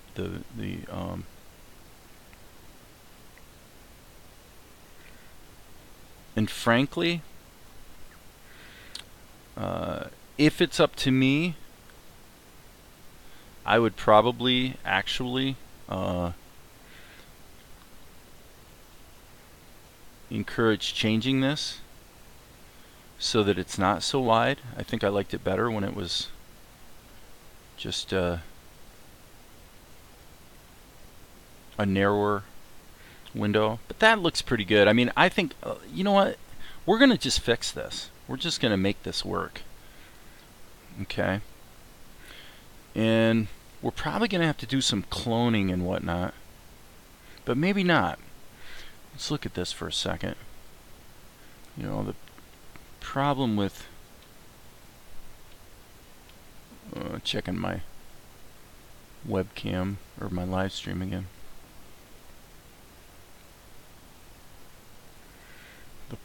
The thing is, this is going to be a static image, right? This shot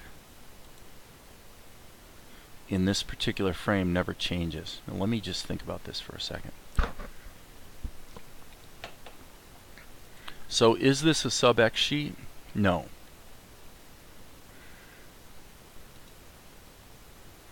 However,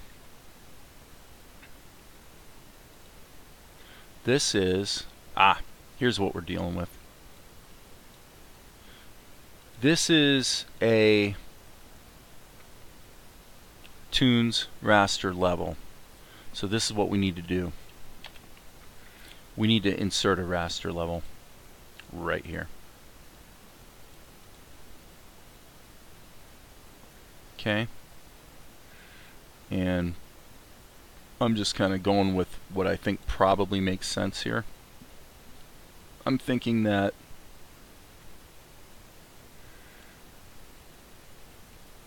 the animation of her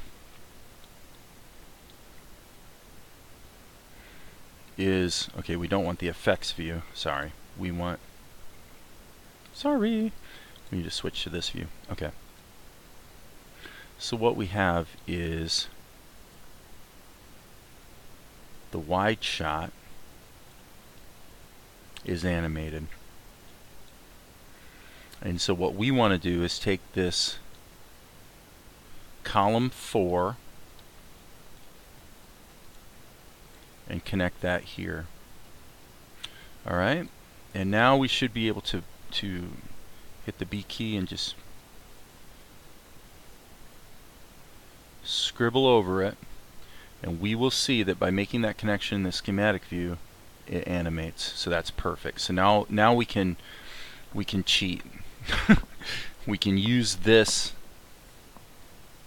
level to patch up the other one. And I'm going to again come back to this brush. I'm going to grab this color for now, and I want to very, very broadly, I really just want to sketch this in. I don't want to be too locked to any particular detailed idea of how it's supposed to look. I just want to get it roughed in there. All right, and I'll just use the R key to sample this so that I can paint downstream. Because remember, it may be that we can sort of, we can't really fade it to black or anything, but I think that the level of detail, for example, on this, I think we can get away with some stuff here on the level of detail. So you'll notice I'm squinting. The reason I'm squinting is so I can sort of see this the way it's going to look when it's processed a little better. And so we've got perspective basically going this way. So I'm going to say something like this. All right.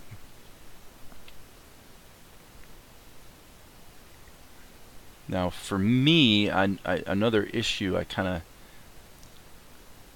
have is the background stuff. Clearly the color, the tonality, the brightness of it, yada yada yada, is completely wrong. But these are things that we're sort of knocking into shape as we go. Now there is the matter of the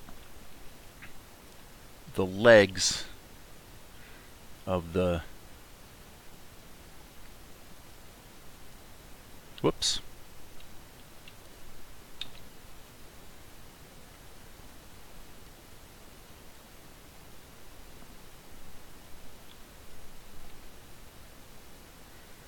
So I really like the ability to just rapidly patch up. That's basically what we're doing, is we're patching this.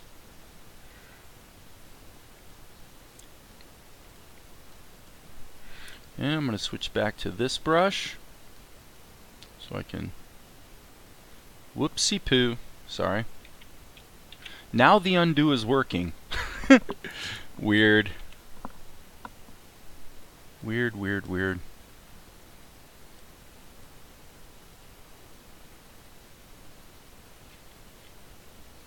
That's okay. As long as we can get the job done, man, that's what we care about.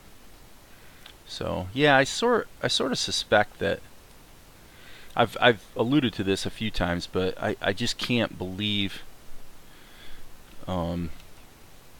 you know, why people would really tune in for this. I'm not really sure, because it seems like it would probably be pretty boring. If you're looking for encouragement, some of my videos are definitely going to be helpful, but most of what you're going to get now has less to do with, gee, this is what we can do and how we can do it, and isn't it cool? And it's becoming a lot more, well, hey folks, there's a job to get done, here's how we're going to do it, and it's kind of a lot of trial and error and experimentation and all the rest. So now I think what I'm going to do is take my calligraphy brush one more time, and as you can see, just going like this. So I'm really thinking like a matte painter right now, very much like a matte painter. Very, very broad brush. Broad brush meaning, you know, as large a brush as possible, as little detail as possible. So the problem that we mainly have in this shot, in my opinion, has to do with the floor. I don't like the floor, and I'm not totally whippy on the background image either. So let's say this background image, I'm feeling like the scale of it is kind of all wrong. So let's just play around with the positioning a little bit. And let's look at how much it gets darkened. Okay, I actually think it would be more like that. And then modify the floor. I like that. I like the positioning of that, but that would not make sense with that Buddha in the background. It would actually be more like this. I don't know. If this is the perspective, then based on our eye line, it would seem like it was going to be something like that. Okay, so the upshot of it is that that really needs to be darkened a lot. Okay, that's interesting. Why did that scale when I hit the preview? Let's see. Oh, I see. It's because of the buffer thing I've brought up in another video. Okay. I think that's okay because it suggests... So when we first see this shot, yeah, we can get away with murder, actually. Because when we first see this shot, we only see her for a second, and this is really what we're interested in. The problem is that these guys, compared to the background, are just not popping. So, like I've been doing, I'm just going to keep plugging away at this. So we've got our guys here with their shadow over it that I'd like to have, and frankly, let's see, sorry about that, I'm getting my hotkeys mixed up. Okay, so at the very least we definitely need to make it not so dark, because it's just too much.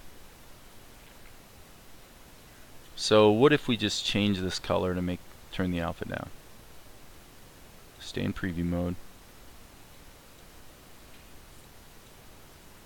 Yeah, because it was like this before. And let me see something here.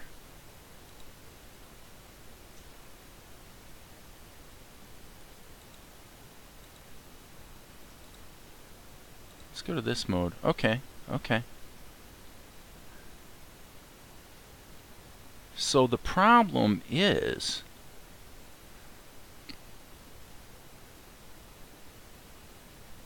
this should not be a I'm going to save all. I want to save this and be prepared to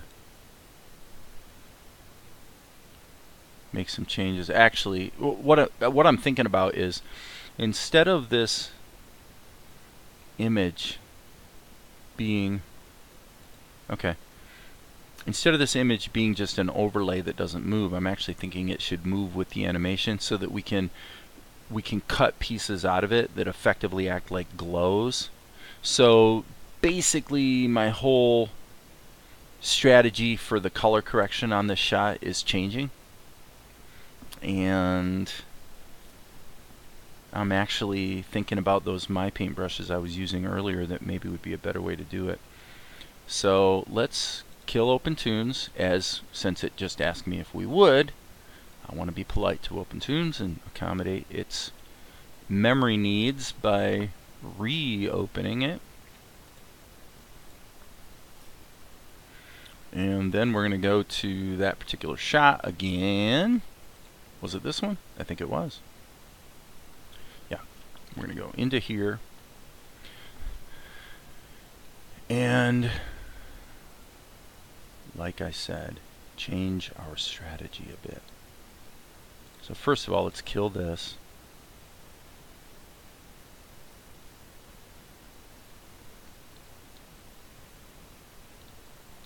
And let's just look at what happens. Okay, that goes up. Then our dudes come into frame. So we need at least an area this large. And then we could actually paint in the moonbeams and whatnot. We'd want to erase them out. This is a bit to think about. I'm live streaming for a couple hours now.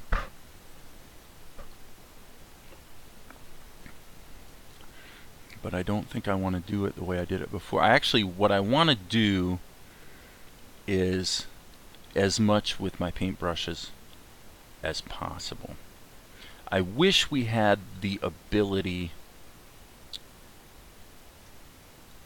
to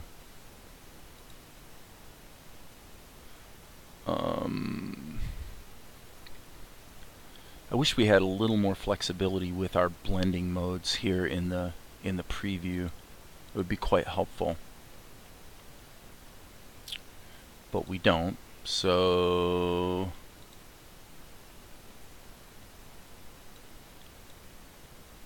let's turn down the alpha. Let's keep going. Okay. Okay, so we're just going to use this for a slight blue tint. Okay. The background image, frankly, that's got to be color corrected.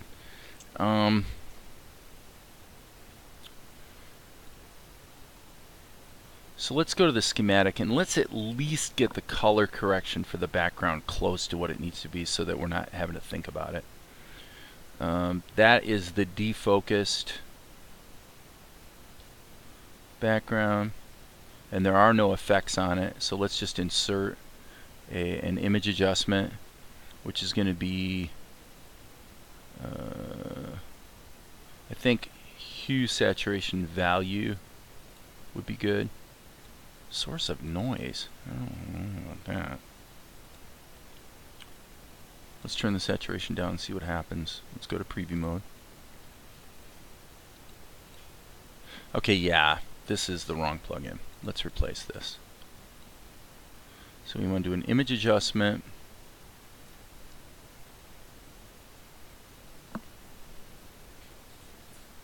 This in-out thing. Pivot, scale, shift. You know, unfortunately, I just don't want to take the time to understand all these different effects. I really just want a an image adjustment that's, I want hue saturation value adjust. Well, that's still in out. When it says INO, that usually means that 2 images are required. So I just haven't fiddled with it enough to know which one to use. So I might have to use multiple ones. Let's go to adjust levels. That one's usually pretty tried and true. It just doesn't give you the ability to change the saturation, which I figured I probably would need to do. So let's clamp down the RGB output. Yeah, about there. No, not too bad. In a perfect world, I'd probably want to paint some detail in that. In fact, I still may. But having done that, now what I want to do is I want to just sort of take my time here and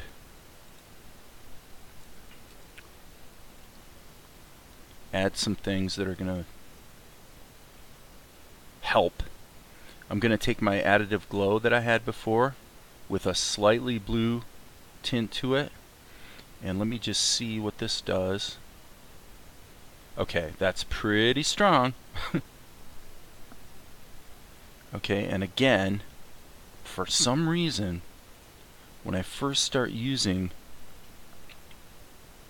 okay, see, it let me delete the level, but it didn't let me change, it didn't let me do an undo. So what I'm going to do is I'm going to hit my eraser tool and make sure my eraser is real big, because I'm probably going to have to do some erasing. But what I'm hoping is, let's take it out of preview mode. What I'm hoping is that I can turn the opacity of this glow down quite a bit. I had the wrong brush in hand. Okay, that's not big enough. So Control Z, yes, now it works. It's like if you click away from it, it works, and then when you click back to it, it doesn't work. So it's kind of strange.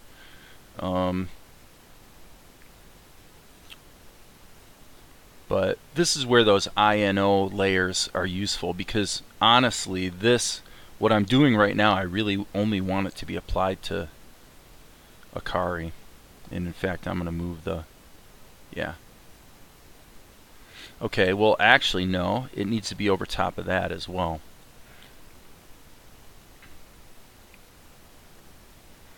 So sorry that this is so you know, kind of slow moving. I know it is.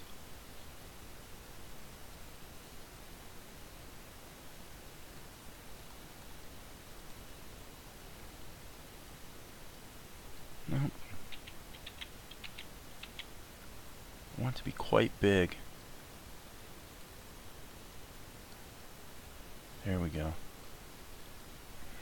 Okay, so what I'm going to do is I'm going to hit the R key, or yeah, and I'm going to sample this, and I'm going to kind of stick with this color. So I'm just going to do a value and shoot. I'm just going to do a value enhanced version of that color.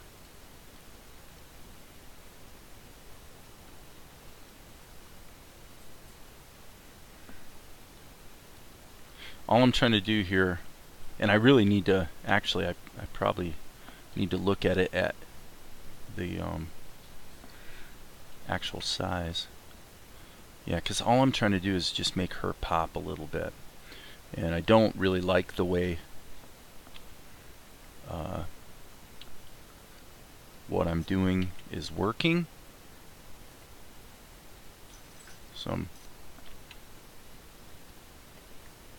I feel like I'm fiddling with the stream kind of a lot today.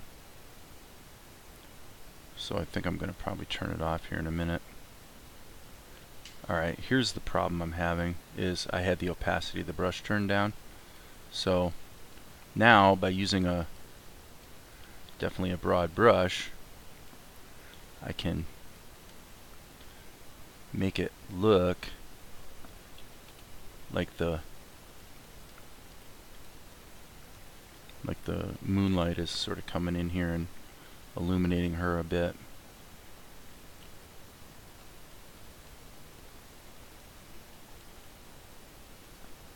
Okay. So now with that, I'm going to take this, and man, I don't know how this is going to work, but let's go super big and super not opaque, and just put it on white with a slight kiss toward the blue. And let's just see what happens if we go like this. Okay, let's preview that.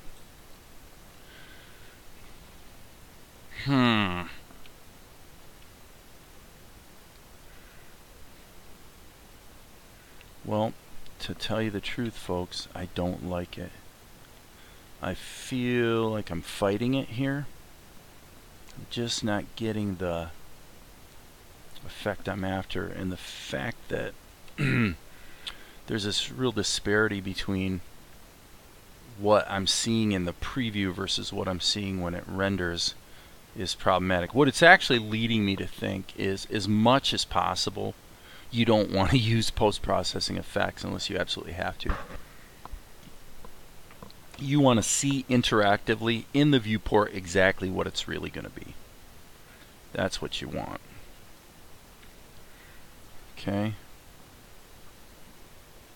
So I'm going to see what that looks like. Okay, that's better.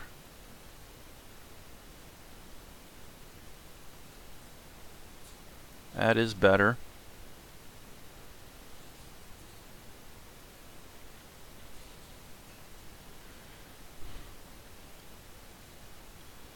It's definitely more like what I was kind of shooting for. Okay, so that actually looks kind of attractive.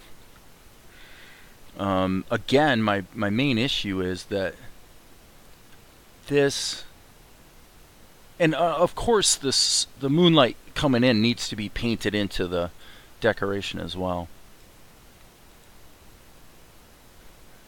But what I'm seeing is that really we need, and if I had it to do over again, and I may wind up doing it over again, is we really should have two different versions of the background and foreground images that are sort of pre-color corrected. You're still going to tweak them in post, but at least it would be cool if they were a little closer. And what I'm seeing now in the preview,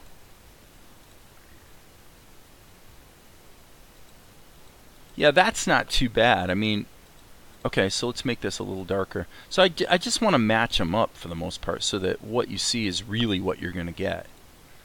Right? So that's not a huge change. The way you could make that a little more accurate to what you're actually after is to open the schematic, and let's delete that plugin on the background, and instead let's do this. Let's use our brush. Boom. Okay, and what I'm going to do is I'm just going to add a really dark, I'm going to move this column down here so it's directly over just the background image. And this may backfire, but I'm going to give it a try. So we're going to find out, because we could always swap the image. You know, we could always go in and OPENTOONZ does give you a convenient way to swap an image out. So let's see what happens if we kind of do this sort of a thing. Okay, we don't really want additive mode. So this is what I'm wondering is, that's interesting. So it's actually kind of subtractive is what's really going on. Wow, that's kind of interesting. Okay. Well, as long as we're here and we're using really big brushes,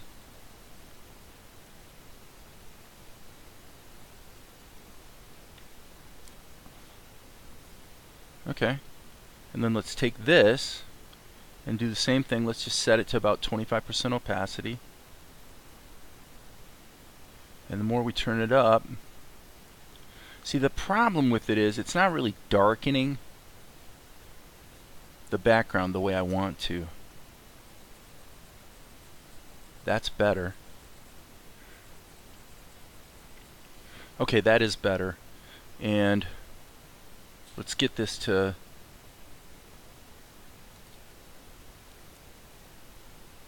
So as you can see, the main problem you run into doing this is you lose a lot of contrast. So now what I'm going to do is I'm going to hit my eraser.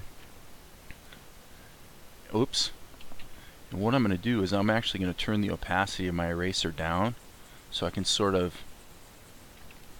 paint my paint it back in so that that color correction is mostly to the back. Okay.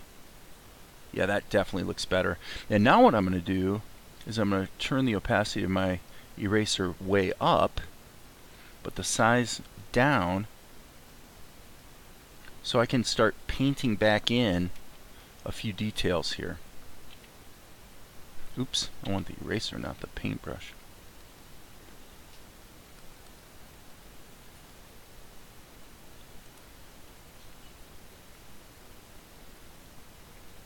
Okay, so we just want to give a sense that maybe some of the moonlight is sneaking in and reaching this thing as well.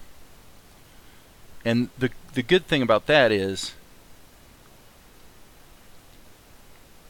it's easy to match what we're doing in the live preview in our composite.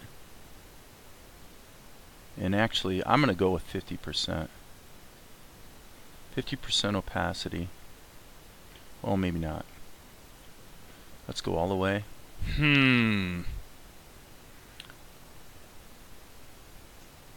Let's do 100%. Actually, let's do that. Let's do 100%. I really want to... Yes, I'm going to play with this a bit. Okay. And then we're going to hit the eraser.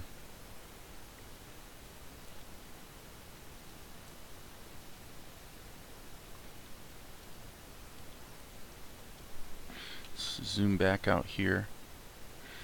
And okay, so the problem that we're seeing with the eraser is that you really cannot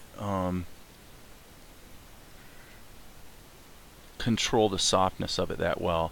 What you really want is you want a My paintbrush that's an eraser, that's really soft. And we have those.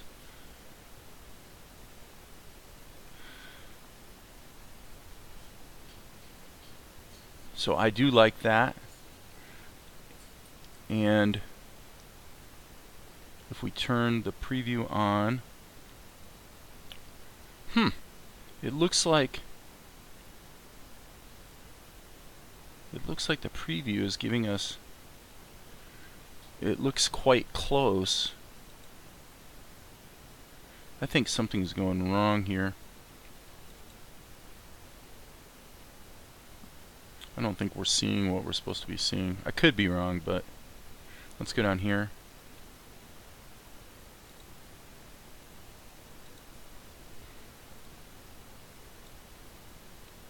Well, that's definitely the preview. Oh yeah, once we have the shadows in there, we'll know for sure. Okay, there's his shadow, so if we turn this off, yeah, so this is cool. This is giving us what we want. So the point being,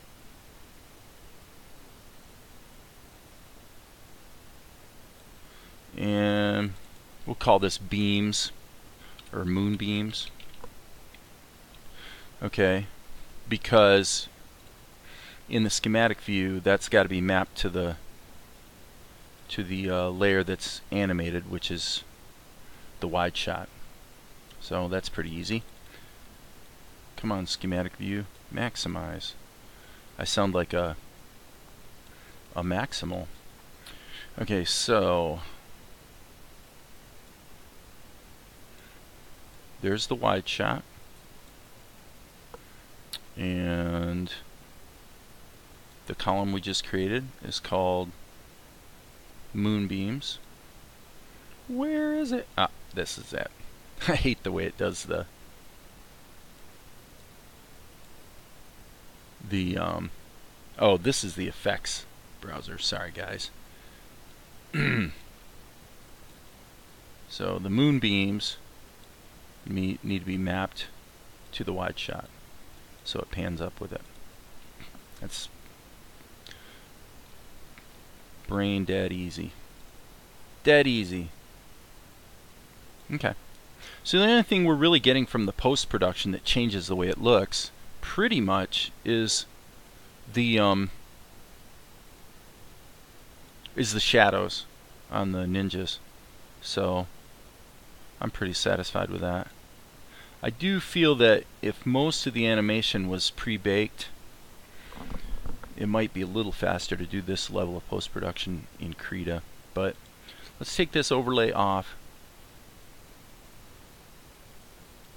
Okay. Yes. Okay. So once again, I'm being really picky here. I'm going to take the alpha. See, if we turn the alpha on this way down, you can see it's cool. We can just change the color a little bit. Okay. So I'm going to try to find a happy medium, basically. Okay, cool. I'm reasonably satisfied with that.